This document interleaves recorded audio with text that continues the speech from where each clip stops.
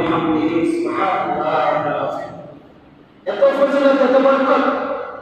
ইয়াউমুল আরাফার রাত্রিটা শবে বরাত, শবে কদর, লাইলাতুল কদরের রজনীতে ইবাদত বন্দেগী করলে যে সওয়াব, আল্লাহ সুবহানাহু ওয়া তাআলা বলেন ইয়াউমুল আরাফার দিবসের নবম তারিখ দিনগত রাত্রে যদি সারারাত আমরা ইবাদত বন্দেগীতে হাঁটাইতাম পারিয়া, আল্লাহ তাআলা লাইলাতুল কদরের রাত্রিতে জান্নাত থেকে ইবাদত করলে যে সওয়াব, এই সওয়াব আমরা পাবো। সুবহানাল্লাহ।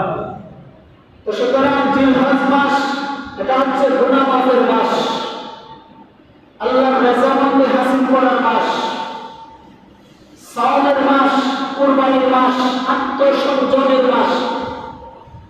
এই মাসে মারামারি, কাটাকাটি, হানাহানি সব নিষেধ, ফিতনা ফাসাদ করা নিষেধ।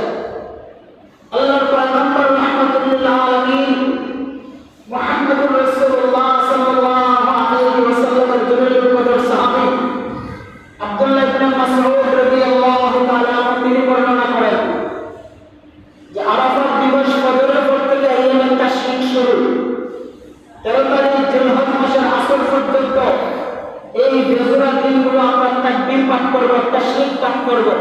আল্লাহু আকবার, আল্লাহু আকবার, লা ইলাহা ইল্লাল্লাহু, আল্লাহু আকবার, আল্লাহু আকবার, ওয়া লিল্লাহিল হামদ।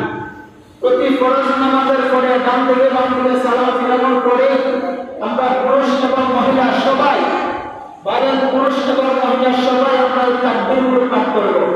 এটার নাম হলো আইয়ামুত তাশরিক। 5 দিন